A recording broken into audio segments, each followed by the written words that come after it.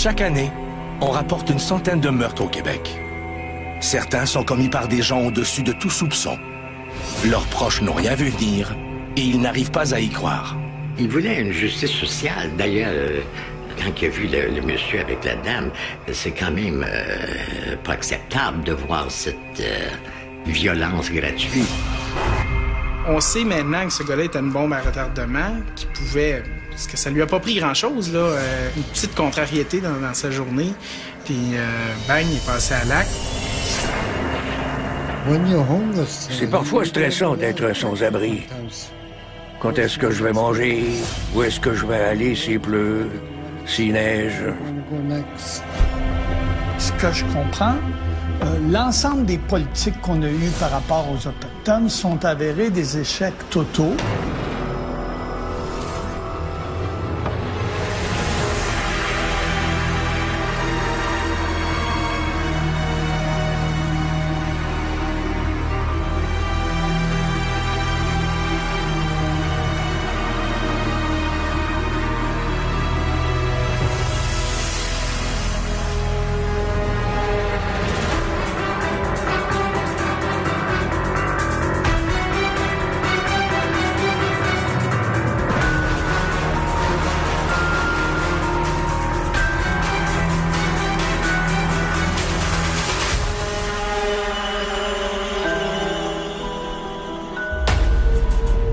Le 30 août 2006, une voiture du service de la police d'Ottawa se range silencieusement devant un immeuble à logement de la rue Rochester, situé dans la partie ouest de la ville, juste au sud du Chinatown.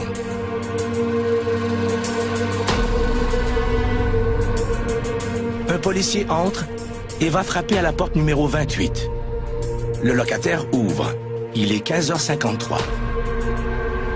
Le policier lui demande si son neveu, Joseph Roy Martin, est sur les lieux. L'homme répond que Joseph n'est pas là pour le moment. Au même moment, une voix se fait entendre et vient contredire le locataire. Roy Martin est apparu et puis il a dit aux policiers I was waiting for you guys. Il avait l'air de s'attendre à ce que les policiers viennent. Il n'avait pas l'air d'avoir envie de résister ou quoi que ce soit. Le policier, aux aguets, pointe son arme dans sa direction. Mais Roy Martin se rend calmement en plaçant les mains sur sa tête et en disant « Je ne résiste pas ». Le policier le fait coucher face contre terre. Le policier le prévient qu'il est en état d'arrestation pour meurtre. Il le menotte, main derrière le dos, et il le fouille. Il lui demande alors s'il a en sa possession un couteau. Roy Martin lui répond qu'il ne l'a pas. Puis, il précise « Je ne l'ai plus ».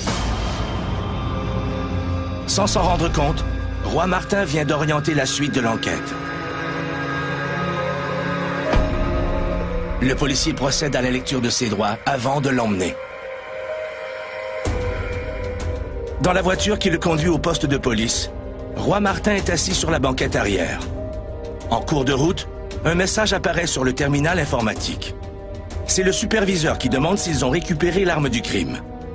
Roy Martin voit le message et spontanément dit au policier que le couteau n'est pas dans l'appartement.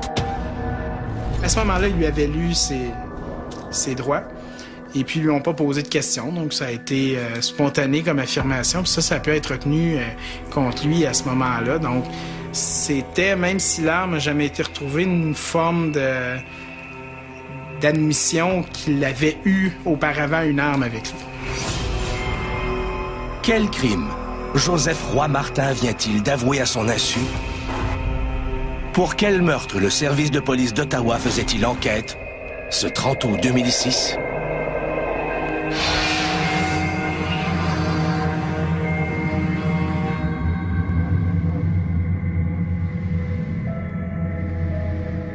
Joseph Roy Martin a 31 ans quand il est arrêté par la police d'Ottawa. Il est costaud et possède une force hors du commun. Même s'il a été arrêté à Ottawa, Roy Martin vit à Montréal. Il fait partie de la communauté des nombreux Autochtones venus tenter leur chance dans la grande ville. Il dort dans les parcs, vit dans la rue et fréquente parfois le centre d'amitié autochtone. Il arrive en ville, on lui donne une place, il dit « Tu vas en trouver d'autres de notre communauté autochtone qui vont être là. » Alors, il commence à fréquenter ce lieu-là, qui est la source d'aide, ce qui est heureux qu'il y en ait une. Ça, c'est déjà bien. Bien sûr, il rencontre d'autres qui vivent la même chose que lui, qui sont tout seuls en ville, qui sont désorganisés. Ernest Dominique est un artiste accompli qui s'en est sorti grâce à sa passion pour la peinture.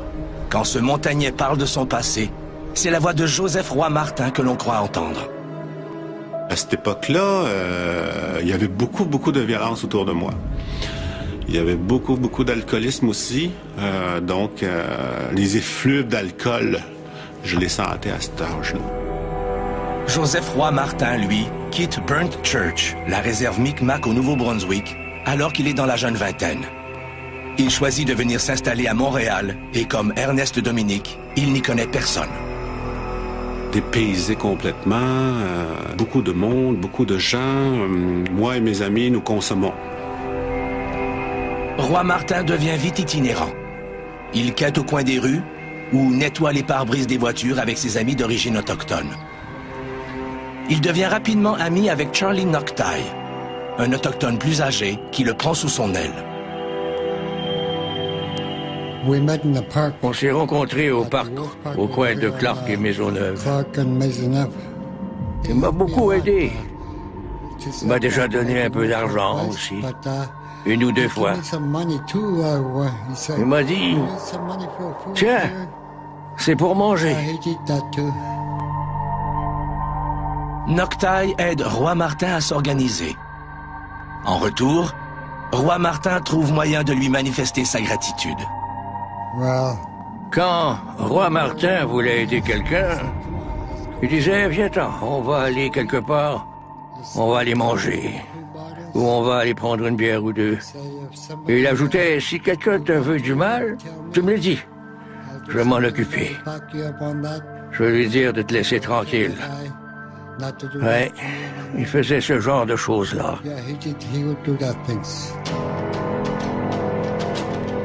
À la même époque, Roy Martin rencontre une Québécoise d'origine latine, Anna. Il tombe en amour. Il passe la majeure partie de son temps avec elle. On est dans un univers où tout le monde est en train de se noyer. Ils sont deux, et quand vous avez deux personnes qui se noient, une essaye de s'accrocher après l'autre. Et quelque part, pour eux autres, c'est comme leur mode de survie. Imaginez une femme seule, en ville, aux prises avec tout ça.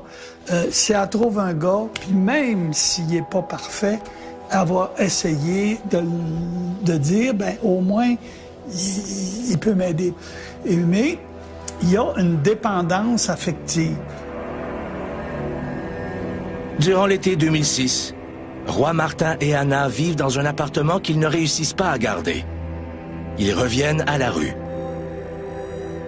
Ils aboutissent au parc Jean-Drapeau sur l'île Sainte-Hélène, où Roy Martin dresse une tente.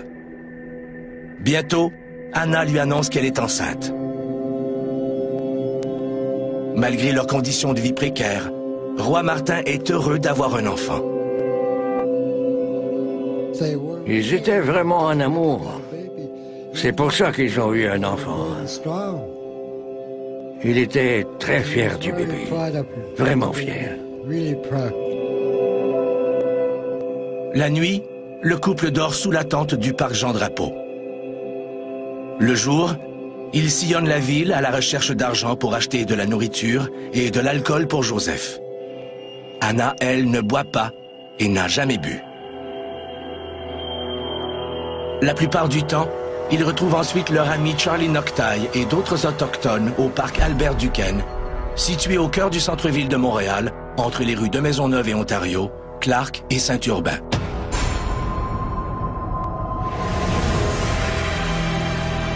C'est dans ce parc que se dérouleront les terribles événements qui mèneront à l'arrestation de Joseph Roy Martin à la fin de l'été 2006. Le 30 août 2006, en fin de journée, Joseph Roy Martin est arrêté pour meurtre au domicile de son oncle à Ottawa. À quelques reprises, il précise aux policiers que le couteau qui semble avoir été l'arme du crime n'est pas en sa possession.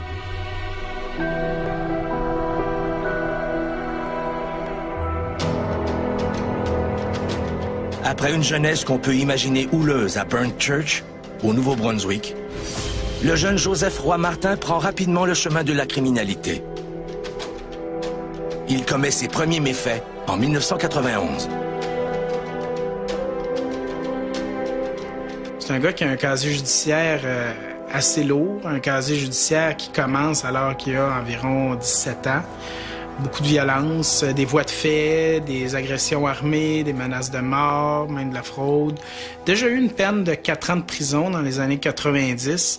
C'est à peu près la seule condamnation significative qu'il y a dans son dossier qui compte dizaines de causes. Bien sûr, pas d'instruction, pas rien de ça. Et il embarque dans le crime un peu, puis là, on l'envoie en prison. La meilleure école du crime, là, ça, c'est évident. Si vous voulez faire quelqu'un d'un criminel, mettez-le en prison et de plus en plus souvent, de plus en plus longtemps, vous allez réussir. Quand il est à jeun, Roy Martin contrôle bien sa violence. Il était comme ça.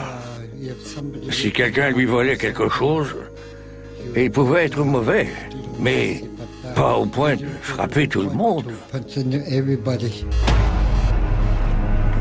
Malheureusement, dès qu'il boit ou consomme de la drogue, il ne se maîtrise plus. La moindre petite affaire le déclenche. Il part. Et il est aussi... Il croit qu'il a toujours raison. En anglais, on dit self-righteous. Et il est amer. Et ça se double d'un désordre de borderline, donc d'état limite. Je marchais sur le trottoir. Tout d'un coup, il m'a frappé sur la tempe. J'ai presque perdu conscience. Mais heureusement, j'ai repris mes esprits. Je pense qu'il avait bu et qu'il voulait voir comment je réagirais. J'ai rien dit, rien fait parce que c'était un gars fort et rusé. Un coup, c'était assez. J'en voulais pas un autre. On n'est pas comme ça, hein, donc c'est quelque chose qu'on apprend, quelque chose soit qu'il a été victime lui-même ou il a été témoin de ça. Et probablement pas d'une petite violence. Là. Vivre dans la rue, souffrir de faim et de froid n'est facile pour personne. Mais quand s'ajoute à cela le sentiment profond de ne rien valoir comme individu autochtone, le cocktail de problèmes s'amplifie. C'est de l'incompréhension. On ne comprend pas qu'est-ce qui se passe en nous.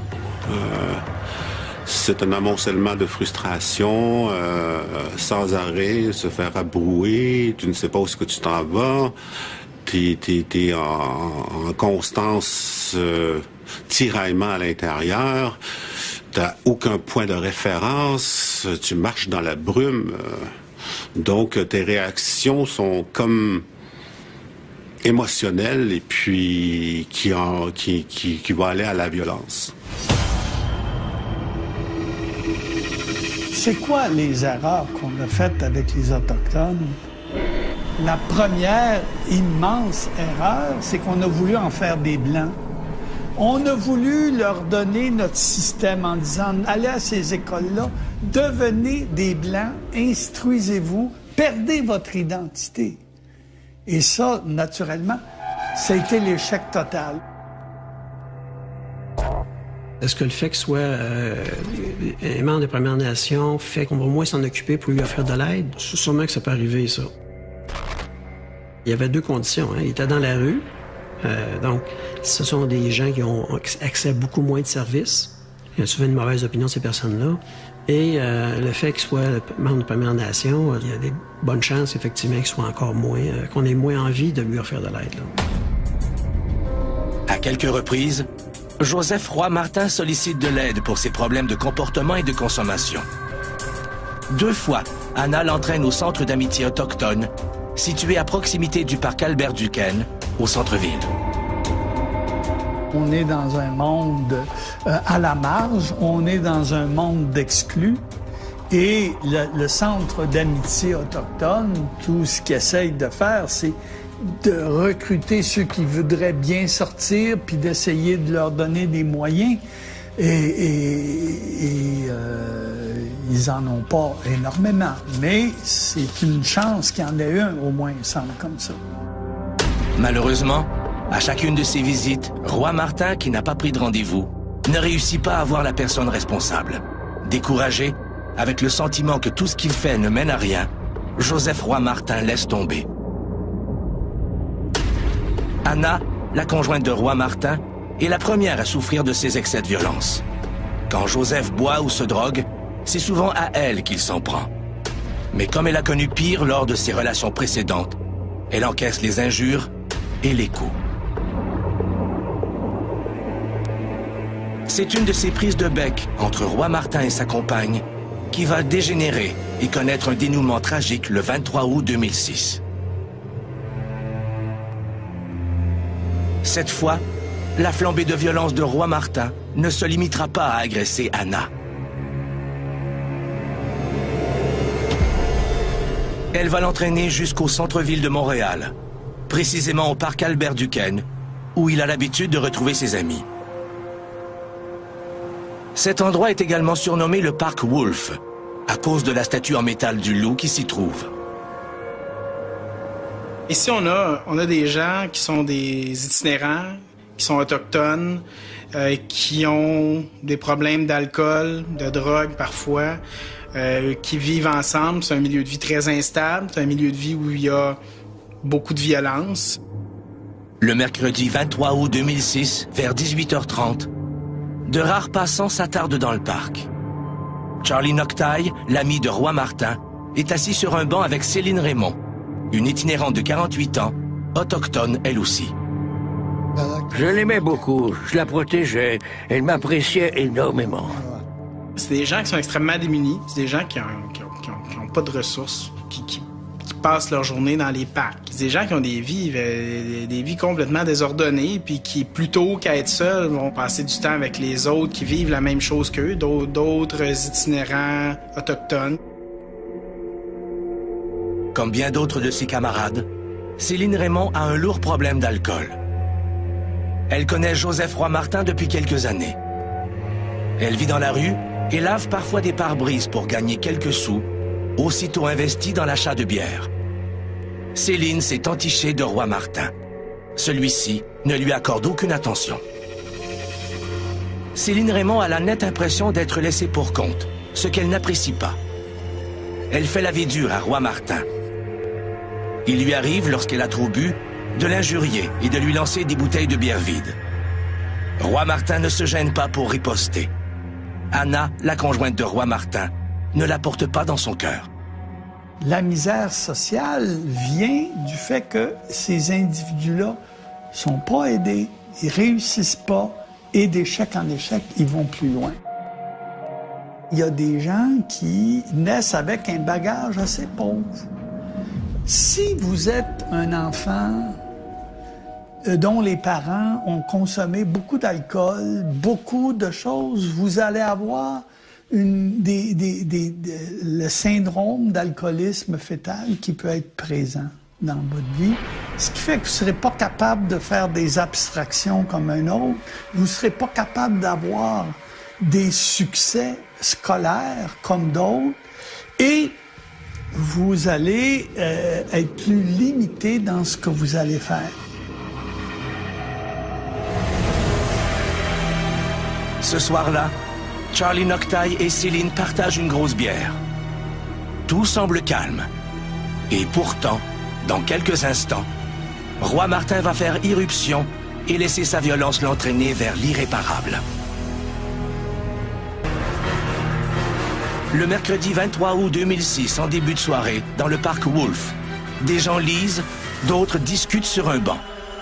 De temps en temps, quelques cyclistes traversent l'allée centrale. Personne ne se doute qu'un drame va bientôt bouleverser la quiétude du lieu. Alain Lachapelle a l'habitude de passer à travers le parc au cours de ses longues promenades à vélo.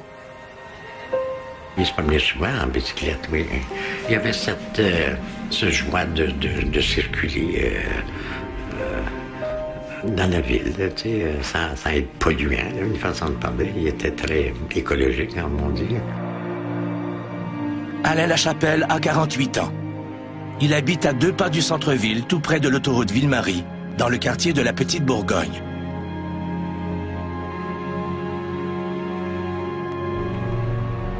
Il y a quelques années, Lachapelle a eu des problèmes de santé qui ne lui permettent plus de travailler. Mais cela ne l'empêche nullement de sillonner la ville d'est en ouest et du nord au sud, perché sur son vélo.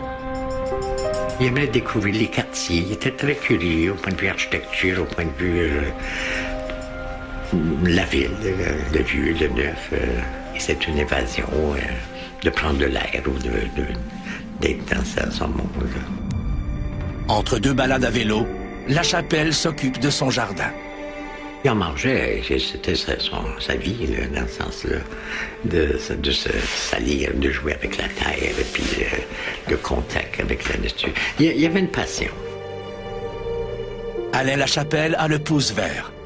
Vivre au centre-ville n'est pas un handicap. J'étais responsable du jardin de Versailles, des jardins de la ville, là. Et évidemment, il a fait application pour avoir un lot, là. Puis avec le temps, on s'est connus, puis il s'intéressait beaucoup à l'horticulture. C'était pas loin du Centre Bell maintenant, et à l'ombre des gratte-ciels, quand même avoir des fraises en plein centre-ville, c'est quand même utopique. Il a travaillé des heures, et pour embellir le jardin, premièrement, puis encourager les gens, expliquer les semences, puis l'arrosage. Puis grâce à lui, aujourd'hui, c'est plein d'arbustes, de conifères, des fleurs, des lilas, des rosiers. Si Lachapelle s'implique ainsi, c'est parce qu'il est un homme engagé, qui a l'habitude de prendre position. Les plates-bandes alentour étaient en bois, mais avec le temps, avec l'usure, ça pourrissait. Et le bois travaille, et puis on avait la misère à passer entre les allées, et on avait averti les gens. Il se décide de tout défaire lui-même.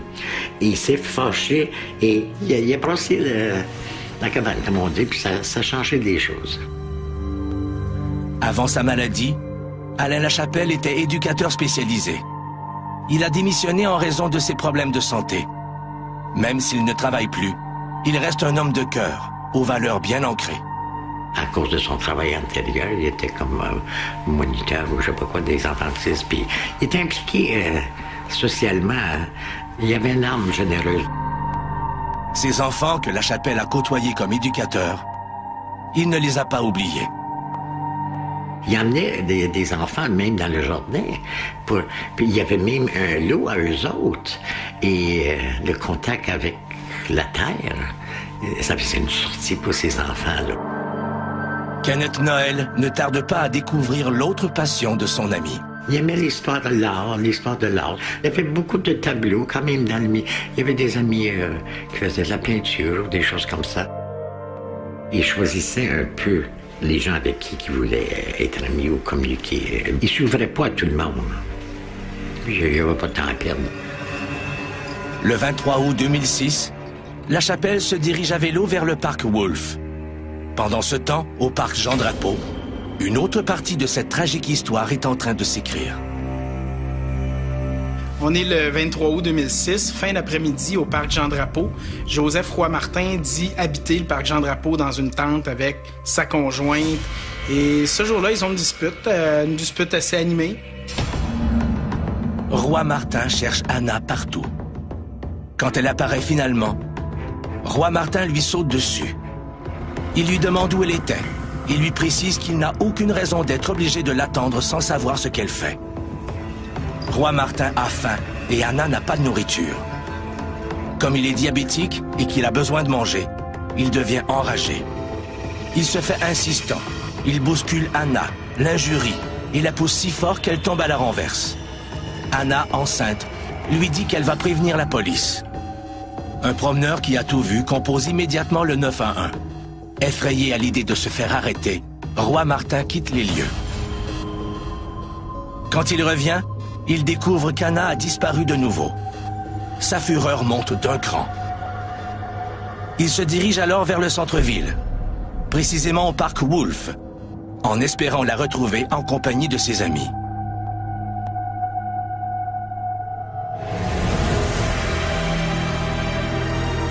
Roi Martin, hors de lui, se dirige vers le centre-ville avec la ferme intention de se faire respecter. Au même moment, La Chapelle roule sereinement à vélo. Une rencontre tout aussi imprévisible qu'explosive se prépare. Le 30 août 2006, le service de police de la ville d'Ottawa procède à l'arrestation de Joseph Roy Martin, un itinérant autochtone connu des policiers de Montréal. Les causes de son arrestation remontent à la semaine précédente, au parc Wolf.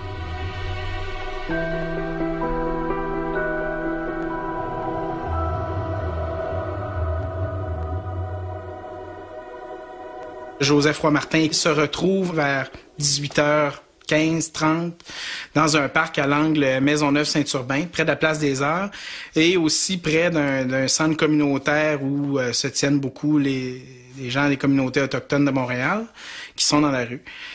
À cet endroit-là, Roy Martin semble furieux, va voir des gens qu'il connaît, dont Céline Raymond. Plus tôt dans la journée, Céline Raymond a vu Roy Martin agresser un autre autochtone. L'agression était si violente que cet homme a dû être hospitalisé.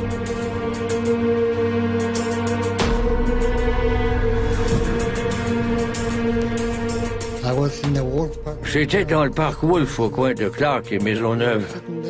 On était assis là, il est venu nous voir. Il a dit à Céline, t'as parlé de moi, t'as dit ci, t'as dit ça.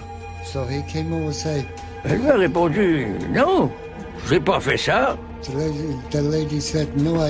ne sais pas si elle disait la vérité ou non, mais il voulait savoir si elle avait parlé en mal de lui. C'est ça qu'il disait. Dans le parc, Joseph Roy Martin exige de Céline Raymond qu'elle lui dise où se trouve Anna. Céline lui rétorque qu'elle ne l'a pas vue de la journée, mais Roy Martin refuse de la croire. Furieux et imprévisible, Roy Martin la frappe. J'ai essayé de le calmer, mais il m'a dit de m'asseoir et de me taire. Alors je me suis assis, j'ai pas dit un mot parce que il est plus gros que moi. J'ai essayé de l'empêcher de crier après Céline, mais il m'a répété de m'asseoir et de rester tranquille. J'ai fait ce qu'il m'a dit. Un homme s'approche de Roy Martin, mais celui-ci est si enragé qu'il lui assène un coup de poing et le menace de représailles s'il continue à intervenir. L'homme s'éloigne sans demander son reste.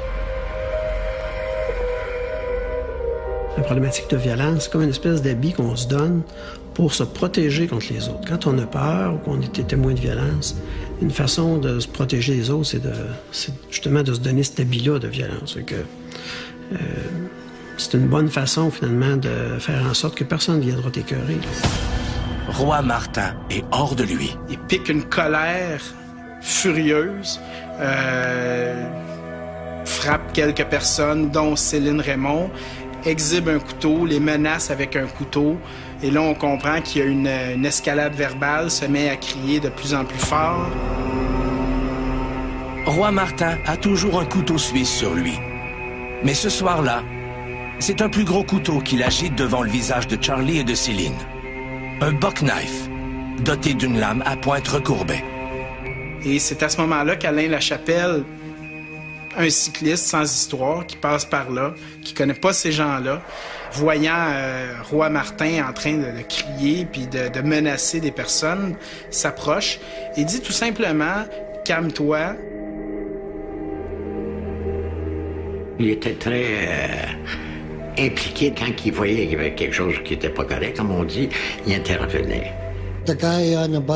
L'homme sur sa bicyclette lui a dit « T'es un gros gars qui parle et qui s'en prend comme ça à une femme. » Roy Martin était furieux de se faire parler de cette façon-là. Roy Martin ignore le cycliste et ses appels au calme.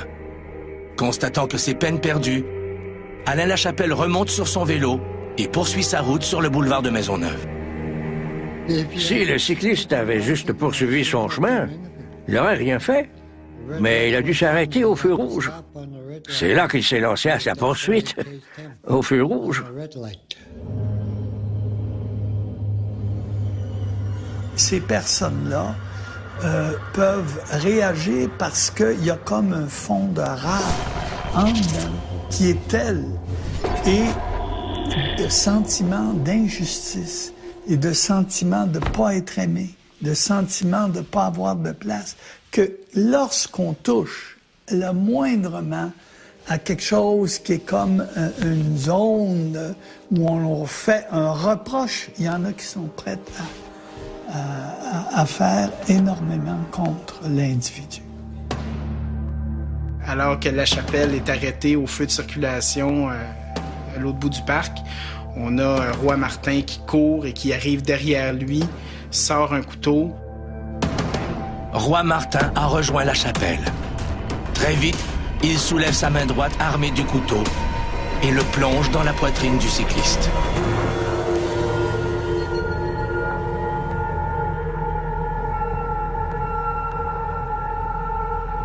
Une seule fois, un bon coup de couteau, très fort.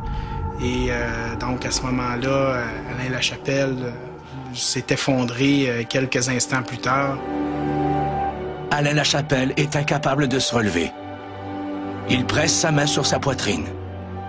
Une femme, Véronique Dargy, est arrêtée au même feu rouge. Elle se précipite vers lui pour l'aider. Lachapelle lui murmure quelque chose à propos de l'homme qui agressait la femme, mais il est incapable de terminer sa phrase. Madame Dargy compose immédiatement le 911. Roy Martin a donné un seul coup et a quitté les lieux en courant en direction de la Place des Arts, du métro Place des Arts. Le destin, on ne sait jamais quand est-ce qu'on finit, puis c'était un non-sens, c'était pas logique du tout, qu'est-ce qui est arrivé. Il n'a pas provoqué ça ou rien de ça, en faisant du bien, tu reçois une claque, comme on dit. Le corps d'Alain Lachapelle gît près de la rue. L'ambulance arrive et le transporte à l'hôpital, où on lui fait une transfusion de sang dès son arrivée. Mais c'est déjà trop tard. Alain Lachapelle est mort. Le couteau est entré jusqu'à une profondeur d'à peu près 10 cm dans le poumon droit. C'était une lame d'environ 2 cm de largeur. Et ce qu'ils nous disent, c'est que le coup était tellement fort que la lame a cassé une côte, sectionné une côte en passant.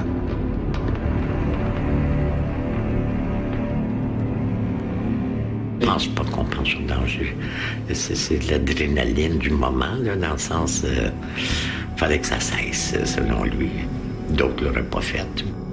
C'est en faisant de vouloir le bien-être d'une personne, puis de recevoir un contre-coup de ton geste. C'est non-sens, c'est illogique, hein? Parce qu'il a voulu protéger une femme de la violence de Roy Martin, Alain Lachapelle a perdu la vie. Sans demander son reste, Roy Martin s'est enfui. Comment les policiers vont-ils retracer le meurtrier?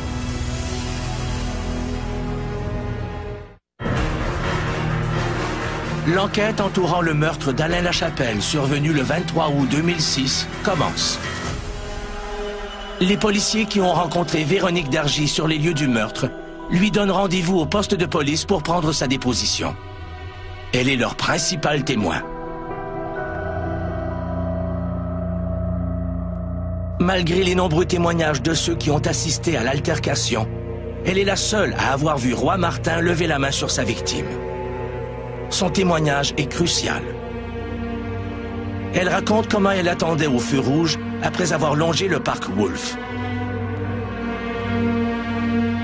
Alain Lachapelle s'arrête au même feu rouge et c'est à ce moment-là qu'elle voit arriver Roy Martin derrière qui court et qui, arrivant à côté d'Alain Lachapelle, tout en étant derrière lui, le poignard devant au thorax. Ce qu'elle dit n'avoir jamais vu. Elle dit ne pas avoir vu l'arme, pas avoir vu la lame de couteau. Elle voit le mouvement, mais elle dit ne pas avoir vu l'arme dans la main. Elle se rappelle avoir vu que le tueur s'est sauvé très rapidement. Lors de la séance d'identification, Véronique Dargy croit reconnaître le tueur sur une des photos. Elle dit avoir déjà vu Martin dans le passé, qui était venu à la succursale de la SAQ où elle travaille pour acheter de l'alcool. Et elle se souvient qu'il était agité, bruyant dans le magasin à ce moment-là. Quand le policier lui précise qu'elle doit être sûre à 100% de l'identification du meurtrier, Madame Dargy se rétracte, craignant de faire accuser un innocent. Le policier décide néanmoins de poursuivre les démarches. Quelques jours après le meurtre, il y a un mandat d'arrestation pan-canadien qui a été émis contre Roy Martin. Sa photo a été diffusée dans les médias, surtout au Québec, mais probablement aussi à l'extérieur un peu. Cette fois, en voyant la photo de Roy Martin dans les journaux, Véronique Dargy revient sur sa déposition. Elle est maintenant certaine de le reconnaître. Elle prévient les enquêteurs qu'elle n'a plus aucun doute sur son identité. Après son crime, Roy Martin s'enfuit par le métro de la station Place des Arts. Il fait de l'autostop jusqu'à Ottawa pour se réfugier chez son oncle où il se terre. Sans argent, ne sachant que faire, il passe un coup de fil. Donc, appelle une tante au Nouveau-Brunswick pour demander de l'argent. Et la tante refuse et a ensuite appelé les policiers pour leur dire où se trouvait Roy Martin à ce moment-là. Mais ça a donné un bon coup de main aux policiers. Quand la police d'Ottawa l'arrête au domicile de son oncle, Roy Martin leur dit à 3 reprises qu'il n'a pas le couteau. Son 3e aveu, au moment où il prend conscience du message du superviseur, sera crucial lors de son procès. Est-ce que vous avez retrouvé l'arme? Mais la question ne lui est pas posée à lui. À ce moment-là, les policiers agissent correctement, le questionnent pas, briment pas son droit au silence. Et lui, de son propre chef, va leur dire l'arme n'est pas ici, je l'ai pas avec moi, quelque chose comme ça. Et donc, à ce moment-là, ça peut être retenu contre lui parce que ça a été fait, c'est un aveu qu'il a fait spontanément. L'enquête préliminaire débute le 10 mars 2007. Son procès pour meurtre au 2e degré commence le 28 janvier 2008. Le fait que Roy Martin était en libération conditionnelle lors du meurtre d'Alain Lachapelle joue en sa défaveur. Il était accusé, si ma mémoire est bonne, c'est des voies de fait, introduction par effraction, menace, où on était dans cet ordre-là. Il avait obtenu une libération comme la plupart des gens vont l'obtenir en attente de leur procès, en attente d'une éventuelle sentence. En fait, est-ce qu'il aurait dû être en prison? Probablement, de l'avis du public en général, oui.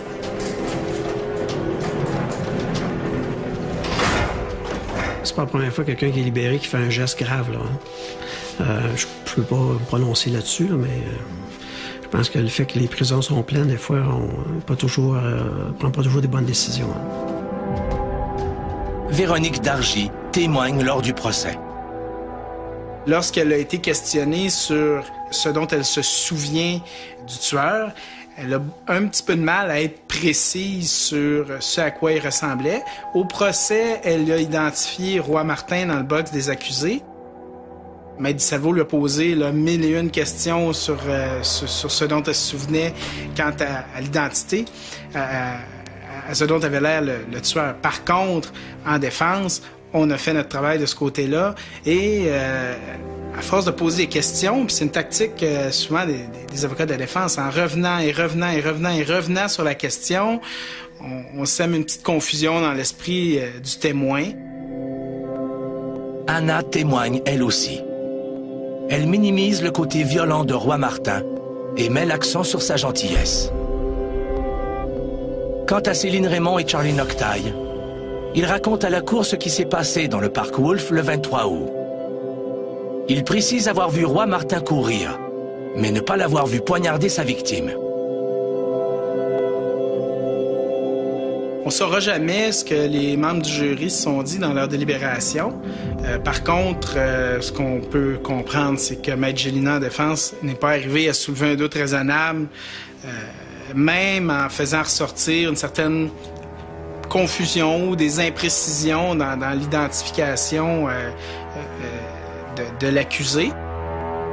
Le 10 février 2008, Joseph Roy-Martin est condamné à la prison à vie pour le meurtre d'Alain Lachapelle. Il est éligible à une libération conditionnelle après 15 ans. L'appel qu'il dépose le 5 mars 2008 est rejeté le 22 juin 2011. Il était un très bon ami. Ouais, il me manque. J'espère qu'il aura droit à une libération conditionnelle. Ce serait bien. Il pourrait s'occuper de son enfant et de sa femme. C'est clair qu'après combien d'années, 10, 12 ans, il va ressortir. J'espère qu'il va s'inscrire dans des programmes pendant son séjour en prison, parce que ces programmes-là, c'est eux autres qui font la rééducation, la réhabilitation, et qu'il peut, à un moment donné, apprendre et là, développer d'autres modes de réponse, d'autres modes de comportement. Est-ce qu'il va participer? Est-ce qu'il va rester dans son coin puis s'endurcir? Est-ce que le fait de savoir qu'à sa sortie, il y a un enfant, est-ce que ça peut peser dans la balance? Est-ce que ça va le motiver? Mais il y a une chose qui est certaine, c'est qu'on sait que c'est un gars qui peut, pour pas grand-chose, péter un plomb puis être dangereux. Donc, à revoir dans 10 ans. La situation intolérable dans les réserves, la difficulté d'intégration des Autochtones dans la ville, les rend sensibles au dérapage. Malheureusement, ce problème ne date pas d'hier. La violence, maintenant, s'est installée dans les communautés. Je pense que c'est à cause de ce qui s'est passé au niveau de la loi des Indiens. On a parqué les communautés dans des réserves. On leur a dit que vous étiez des mineurs, c'est-à-dire que vous n'êtes pas assez intelligents pour vous organiser. On va tout gérer votre argent, vos budgets, votre communauté au complet.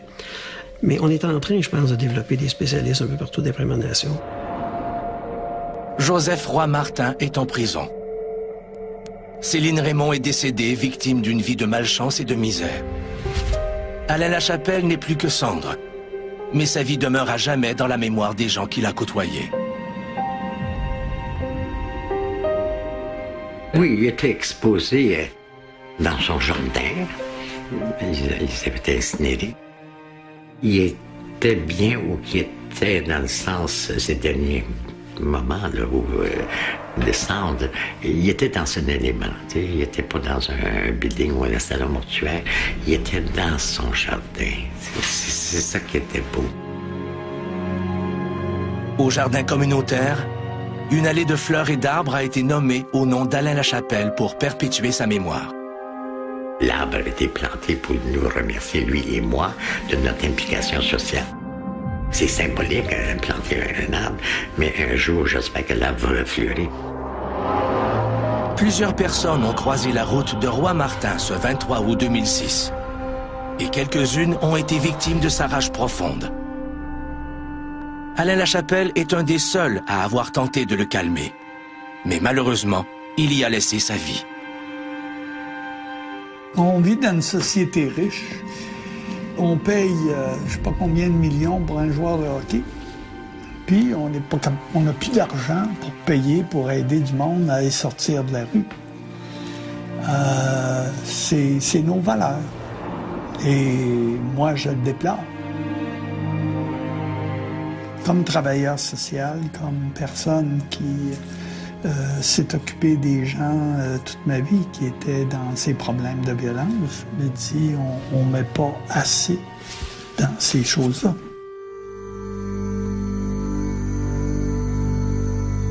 Si un tel drame se préparait dans votre entourage, sauriez-vous le voir venir?